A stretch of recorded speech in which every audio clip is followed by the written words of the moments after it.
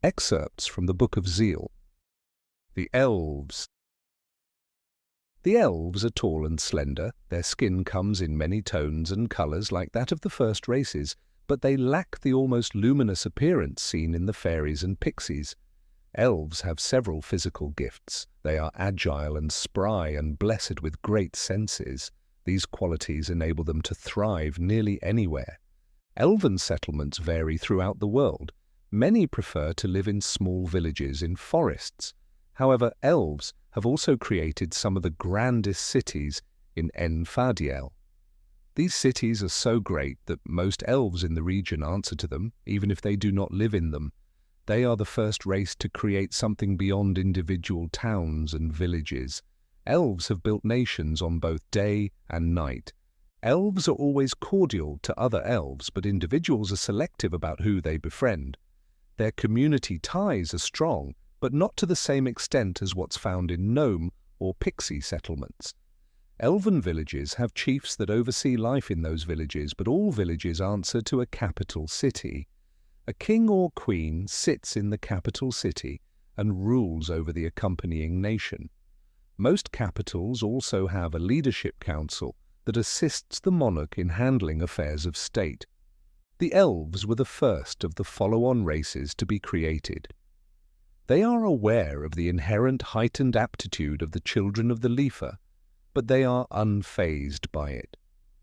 They take great pride in their race. The lack of the Lifa influence in their creation is apparent, as they are not as capable as the first races in manipulating mana. Still, magic interests the elves. Thanks to instruction from the fairies, the elves have become competent in its use. The elves aspire to be like the children of the Lifa, but they also are keen on creating their own niches in the world. Art and music are things in which the elves excel. Their talent in the arts is one reason the fairies accept them into their settlements. Other races like the pixies, gnomes and humans also enjoy the elven works. The elves have mixed interactions with their fellow follow-on races. Across the world, they have established a favorable relationship with humans, but many elves believe their race is superior. Elven arrogance sometimes causes friction between the two races, but mostly, elves and humans enjoy amiable relationships. The dwarves are a different story. They resent the smug attitudes expressed by the elves and restrict their relations with them. The elves rarely interact with the Tengu or Draconites. They share a mutual respect with merpeople, but their interactions also do not happen often because of differences in where they live. Most elves live for a little over 500 years. They spend their earlier years learning and perfecting the elven arts. It isn't until after their 250th birthdays that two elves will settle down together and start a family.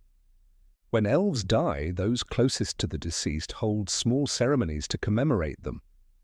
With more prominent elves, like village chiefs or monarchs, villages and nations respectively, shut down for the 7th hour of the next crone and mourn the fallen elf. Elves construct magnificent buildings called mausoleums on the outskirts of their settlements to house the bodies of the dead.